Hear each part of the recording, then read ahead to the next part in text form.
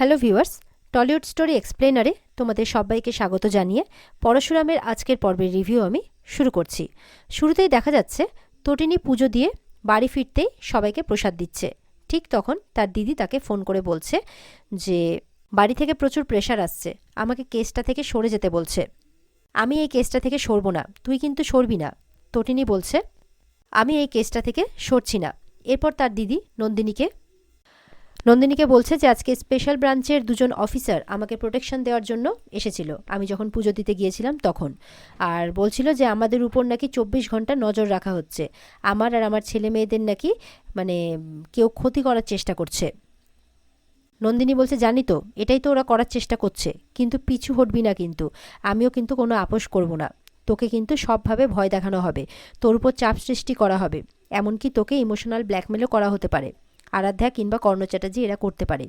তটিনী তখন বলছে আমি কোনো রকম আপোষ করব না, আমি এর শেষ দেখেই ছাড়ব। ঠিক এই সময় আরাধ্যা তটিনীকে ফোন করছে। তটিনী তখন তার দিদিকে বলছে যে পরে কথা বলছি, এই বলে আরাধ্যার ফোনটা রিসিভ করে। আরাধ্যা বলছে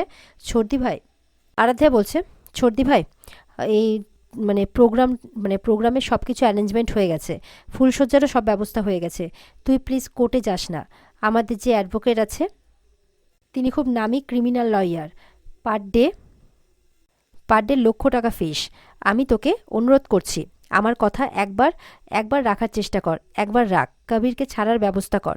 এরকম অনুরোধ করছে আর কি তার দিদিকে। বলছে আমি ওকে খুব ভালোবাসি, স্বামীর সঙ্গে বিয়ে করতে পারছি না, স্বামীর সঙ্গে ঘর করতে পারছি না, সবে বিয়ে করেছি। আমার বাপের বাড়ি আর শ্বশুর বাড়ির লোক খুব চিন্তায় আছে, তুই তো আমার ছোটদি ভাই হোস, তুই আমার এই অনুরোধটুকু রাখ।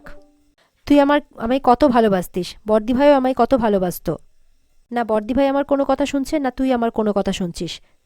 একটা ব্যবস্থা কর না, তুই কোর্টে যাস না। আর লাট্টু ওইটুকু ছেলে, ও কেন কোর্টে যাবে? কে কিডন্যাপ করিয়েছে, কি করিয়েছে ভুলে যা না ছোটদি ভাই। তটিনী বলছে সরি, আমার কিছু করার নাই রে আরাধ্যা, কারণ তোর শ্বশুরমশাই ঘটনাটাকে যেখানে নিয়ে গেছে সেখান থেকে আর ফিরে তাকানো সম্ভব নয়, হয় ইস্পার না ইউস্পার। আরাধ্যা তখন বলছে প্লিজ বোঝার চেষ্টা কর, আই লাভ কবির। তটিনী তখন তাকে জানিয়ে দেয় যে আই লাভ মাই সান, আর এটাই আমার শেষ কথা। এরপর কর্ণ চ্যাটার্জি এসে আরাধ্যার কাছ থেকে ফোনটা কাড়িয়ে নেয় কথা বলবে বলে। তটিনী তখন বলছে এ কি, পুত্রবধূকে এগিয়ে দিচ্ছেন নাকি আমাকে ফোন করার জন্যে, আর যখন দেখছেন যে চিড়ে ভিজছে না তখন নিজেই ফোন করছেন। কর্ণ চ্যাটার্জি তখন বলছে তোমাকে আমি কিন্তু শেষবারের মতো বলে রাখলাম, এবার যেটা ঘটবে তাতে পরশুরামও কিচ্ছু করতে পারবে না, আমি তোমাদের এই শহরে থাকতে দিব না, জাস্ট মেরে ফেলে দেব। তটিনী বলছে থানায় যাবে, এফআইআর করবে। কর্ণ বলছে আমি তোমাদের মেরে দেব, বাচ্চা টাচ্চা কাউকে বুঝবো না, সবকে মেরে দেব। এরপর তটিনী শিবপ্রসাদকে বলছে যে কর্ণ চ্যাটার্জি থ্রেট করছে। তখন শিবপ্রসাদ ফোনটা নিয়ে কর্ণ চ্যাটার্জিকে বলছে আইনকে আপনি আপনার পৈতৃক সম্পত্তি বলে মনে করেছেন নাকি? কর্ণ চ্যাটার্জি বলছে এই চুপ করো, আজকে মন্দিরে স্পেশাল ব্রাঞ্চের লোক কিভাবে পৌঁছলো। শিবু তখন রেগে গিয়ে বলছে সেটা নিয়ে আপনি ভাবুন, কিন্তু মাথায় রাখবেন কোনো গুন্ডা এই বাড়ির দিকে পাঠাবেন না, এর ফল কিন্তু খুব খারাপ হয়ে যাবে। কোর্টে তটিনী যাবে, লাট্টুও যাবে, আর যাদের যা বলার সেটাই বলবে। আমি এই কেসটা জিতবো আর আপনি এই কেসটা হারবেন, আপনার ছেলে জেল হবে, আর দরকার পড়লে 2-1 দিনের জন্য আপনাকেও জেলের হাওয়া খাইয়ে দেবো আমি, বুঝতে পেরেছেন? এই বলে ফোনটা রেখে দেয়। শুনে কর্ণ চ্যাটার্জি কিন্তু খুব রেগে যায় আর আরাধ্যাকে বলে আমাকে থ্রেট করছে, কিন্তু এবার খেলা শেষ করতে হবে, ওদের জানাতে হবে যে একটাই উপায়। এই বলে হাসতে থাকে কর্ণ চ্যাটার্জি। ওদিকে তটিনী কিন্তু চিন্তায় পড়ে যায়। শিবপ্রসাদ তখন তাকে ভরসা দিয়ে বলছে তোমাদের সুরক্ষা আমি দেব, আমি তোমাদেরকে ভালোবাসি, তোমাদের দায়িত্ব নেব, আমিও আমার পরিবারকে রক্ষা করব যেভাবেই হোক। ওদিকে জিৎ মুখার্জি কর্ণ চ্যাটার্জিকে বলছে আপনার জন্য আর ঠিক কী করতে পারি বলুন, আমার মেয়ের বিয়ে দিয়েছি আপনাদের বাড়িতে, তাকে সুখে রাখার দায়িত্ব তো আমাদের, তার জন্য ঠিক কী করতে হবে আপনি বলুন। আমার পরিবার আপনার পাশে আছে, আমার দাদা আপনার পাশে আছে। কর্ণ চ্যাটার্জি বলছে পরিবার নেই, আপনারাও নেই, পরিবার থাকলে এই কেসটা হয় না। বিয়েটা আমি খুব ধুমধাম করে দিতে পারতাম ছেলেটার, কিন্তু সবই যেন কেমন হয়ে গেল। আমার ছেলেটাকে আমি খুব স্নেহ দিয়ে বড় করেছি, আর সেই ছেলে আজ রাতের পর রাত জেলে ওই কালকুটরির মধ্যে কাটাচ্ছে, কষ্ট পাচ্ছে। দেখুন, আমি আপনাকে বলছি, আপনি আপনার বাড়ির মেয়েদের বোঝান। আরাধ্যা এরপর কর্ণ চ্যাটার্জিকে বলছে, আপনি কাঁদবেন না, দরকার পড়লে আমার ড্যাডি আবারও কথা বলবে, আমি আছি, আমি যেভাবেই হোক আমার স্বামীকে জেল থেকে বের করবই। কর্ণ চ্যাটার্জি বলছে, ব্যাপারটা অতটা সহজ নয়, মাঝখানে কেউ একটা আছে, যেই লোকটা অলক্ষ্যে থেকে গেমটা চালাচ্ছে, মানে আড়ালে থেকে আর কি।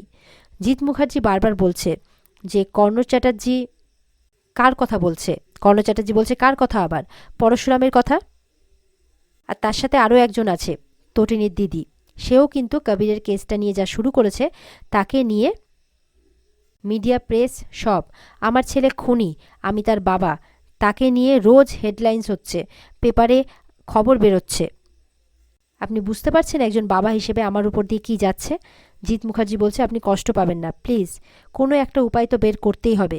কর্ণ চ্যাটার্জি বলছে, উপায় তো একটাই, পরশুরামকে খুঁজে বের করা। আজ সকালেও এমনকি তটিনী যখন মন্দিরে যাচ্ছিল, আমার লোকেরা তাকে ফলো করছিল। ওরা তটিনী পর্যন্ত পৌঁছানোর আগেই স্পেশাল ব্রাঞ্চের লোকেরা তটিনীকে ঘিরে নেয়, তাকে নিরাপত্তা দেয়। একজন সাধারণ সিভিলিয়ান এতটা নিরাপত্তা পাচ্ছে কিভাবে? সে তো কোনো ভিআইপি নয়। তাহলে মাঝখানে গেমটা খেলছে কে? আপনাদের জামাই ওই শিবপ্রসাদ গাঙ্গুলি? ওই লোকটাকে আমার খুব কিন্তু মিস্টিরিয়াস লাগছে। জিৎ মুখার্জি বলছে, ঠিক বলেছেন, আমিও আমারও খুব মিস্টিরিয়াস লাগছে শিবপ্রসাদকে নিয়ে। একবার আমাকেও আমার স্ক্যাম নিয়ে কথা বলছিল। কর্ণ চ্যাটার্জি বলছে, আমার মা বাবার নাম বলছে, পড়াশোনা কতদূর করেছে সেটাও বলছে, সে সব কিছু জানে, সমস্ত কিছু যেন তার নখদর্পণে। কিন্তু এটা কি করে সম্ভব?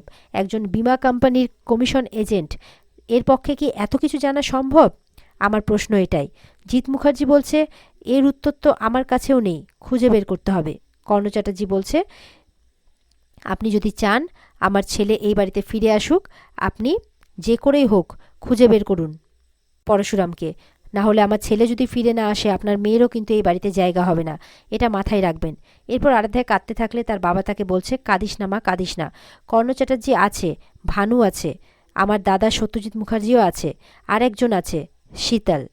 ওদিকে শীতল বাব্বারের সাথে আরাধ্যার আর কবিরের রিসেপশনের ইনভাইটেশন কার্ড দেখিয়ে বলছে যে 18 জুন কেসটা আবারও কোর্টে উঠছে, আর সেই দিনই কবির আর আরাধ্যার রিসেপশনের পার্টি, আর রাতের বেলা ফুলশয্যা, আর দিনের বেলা হবে শেষ শয্যা। বাব্বার এর মানে জিজ্ঞাসা করলে তখন শীতল বলছে, সেদিন কোর্টে একটা যুদ্ধকালীন পরিস্থিতি তৈরি হবে, আর সেই সময় সবার আড়ালে শিবপ্রসাদ গাঙ্গুলি আর পরশুরাম এক হয়ে যাবে, আর ঠিক সেই সময় আমি ওকে শ্যুট করে দেব।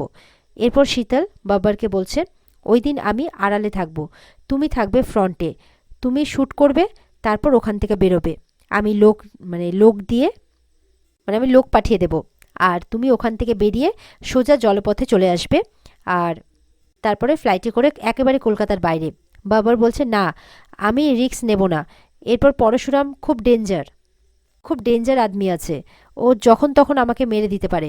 এরপর শীতল বাব্বারকে বলছে, পরশুরামকে শ্যুট করার জন্য চাপ দিচ্ছে শীতল, পুলিশের ভয়ও দেখাচ্ছে বাব্বারকে শীতল। এরপর পরশুরামকে ফোন করে বলছে, 18 জুন তোমার মৃত্যুদিন ধার্য করা হয়েছে।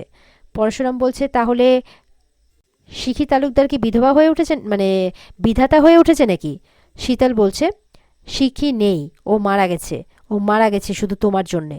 পরশুরাম বলছে, তুমি তো জানো আমার মাথার চারিদিকে অনেক চোখ আছে, আর আমাকে শ্যুট করা অতটা সহজ নয়।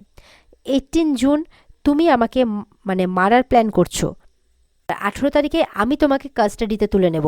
এই বলে শীতলের সাথে বাজি রাখে পরশুরাম। এরপর শীতল হঠাৎ কাঁদতে কাঁদতে সে তাকে ভালোবাসে এমনটা বললে পরশুরাম তখন তাকে বলছে, তোমার মানসিক চিকিৎসার প্রয়োজন আছে, এই বলে ফোনটা রেখে দেয়। শীতল বাব্বারকে এরপরে বলছে, মাথায় রেখো, লাট্টু আমার ট্রাম্প কার্ড, আর ওই ট্রাম্প কার্ড আমি ফেলবো আর শ্যুট করব পরশুরামকে। পরশুরাম এবার বলরামকে বলছে, 18 জানুয়ারি যেদিন কোর্টে কেস ওঠার ডেট, সেই দিন আমাকে মারার প্ল্যান হচ্ছে। বলরাম বলছে, কি বলছিস? বলে, হ্যাঁ। কে করছে? বলে, শীতল, তার সাথে আরও নেটওয়ার্ক যুক্ত আছে, একটা বড় নেটওয়ার্ক কাজ করছে এর পেছনে। শীতল আছে, জিৎ মুখার্জি আছে, বাব্বার আছে, কর্ণ চ্যাটার্জি আছে, ভানু আছে, আরও কতজন। ছোবলের দৃষ্টি নিয়ে তাকিয়ে থাকবে একই দিকে। টার্গেট একজনই, এসপিজি ওরফে শিবপ্রসাদ গাঙ্গুলি। বাট পরশুরাম এসপিজিকে মরতে দেবে না, ওর পরিবারকেও শেষ হতে দেবে না। সেটা কর্ণ চ্যাটার্জি জানে না। বিষ্ণুর ষষ্ঠ অবতার পরশুরাম, পরশুরামের হাতিয়ার ছিল কুঠার, আর এই কমন ম্যান পরশুরামের হাতিয়ার প্রহার আর চেম্বার। এবার জিৎ মুখার্জি ফোনে কথা বলছে কারো একজনের সাথে। 18 জুন এই দিন কোর্টে কেস উঠবে। আমার বাড়ির জামাই মানে কবিরকে যে করেই হোক আমরা বাঁচানোর চেষ্টা করব, কারণ ওই দিন ওদের রিসেপশন আছে আর রাতে ফুলসজ্জা। এই আচার অনুষ্ঠান মূলত করতেই হবে, এটাই স্বাভাবিক। একটা বাচ্চা মেয়ে বিয়ে করেছে, তার এইটুকু স্বাদ আহ্লাদ তো থাকবেই, আর এটাকে পালন করা তো আমার দায়িত্ব। আমি এবারের কর্তা হিসেবে বলছি, যে করেই হোক ওকে খালাস করিয়ে নিয়ে আসবই, আমি কথা দিলাম। তখন বৌমণি আসে, আপনি কি করে এইসব কথা দিচ্ছেন? তখন সত্যজিৎ মুখার্জি বলছে, তোমার কি কোনো সন্দেহ আছে? তুমি জানো কাকে হায়ার করা হয়েছে? কলকাতার সবচেয়ে বড় ক্রিমিনাল লয়ার অর্থেন্দু বসাক। অর্থেন্দু বসাক কোর্টে দাঁড়ানোর মানে কি জানো? অর্থেন্দু বসাক কোর্টে দাঁড়ালে অর্ধেক কেস জেতা হয়ে যায়। বৌমণি বলছে, কেস হয়তো জেতা হয়ে যায়, কিন্তু নিজের কাছে যে হারা হয়ে যায়। সত্যজিৎ বলছে, কি বলতে চাইছো তুমি? বৌমণি বলছে, আমি কিছু বলতে চাইছি না, শুধু বলছি এই সমস্ত কিছু বন্ধ করুন প্লিজ। আপনার মেয়ে আপনার প্রতিপক্ষ হয়ে যাচ্ছে, আপনার দুই মেয়ে নন্দিনী আর তটিনী আপনার প্রতিপক্ষ হয়ে যাচ্ছে, আপনি তাদের বিরুদ্ধে লড়াই করছেন। সত্যজিৎ বলছে, না, লড়াইটা আমার তাদের বিরুদ্ধে নয়, আমার সমস্ত লড়াইটা শিবপ্রসাদ গাঙ্গুলির বিরুদ্ধে। আমার লড়াই ওই ক্লাসটার বিরুদ্ধে, ওই ক্লাসটাকে আমি সহ্য করতে পারি না। ওদের জন্য আমাদের বিজনেসের অর্ডার চলে যাচ্ছে, কোটি কোটি টাকা লস হয়ে যাচ্ছে, আমরা টেন্ডার মিস করছি, ব্যাস এইটুকুই।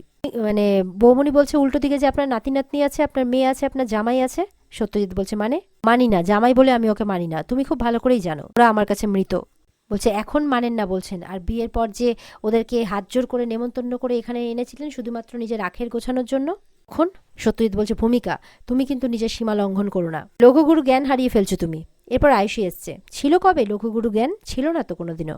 এরপরে আয়ুষীকে বলছে, তুমি বুঝতে পারছো না, 18তে কবিরের ডেট পড়েছে, ওই দিন যদি ওর জেল হয়ে যায় তাহলে। সত্যজিৎ বলছে, হবে না, হবে না, জেল হবে না, নন্দিনী আর তটিনী জিততে পারবে না, কারণ ওদের জিততে দেওয়া হবে না। তখন তটিনীর মা আসে, বলছে, চমৎকার, কেমন মানুষ তুমি, তুমি এমন মানুষ যে এই জেনারেশন মানে তোমার নাতি নাতনিরা তোমাকে দুষ্টু দাদু বলে ডাকে। আর জিতের সঙ্গে ওই রূপকথা রাক্ষস খোখসদের তুলনা করে। যখন বড় হবে কি জবাব দিয়ে করবে তুমি এদের, যে ওদেরকে তুমি জোর করে হারিয়ে দিয়েছিলে? ওকে যে কিডন্যাপ করেছিল ওই লোকটাকেই তুমি সাপোর্ট করছো? তটিনীর বাবা চুপ করে থাকে। আর এখানে আজকের পর্ব শেষ হয়ে যায়। তো বন্ধুরা, এই ছিল আজকের পর্বের রিভিউ। ভালো লেগে থাকলে কমেন্টে জানাবে, আর আমাদের সাথে জুড়তে চ্যানেলকে সাবস্ক্রাইব করবে। দেখা হবে আগামীকালকে। সবাই ভালো থাকবে, টাটা।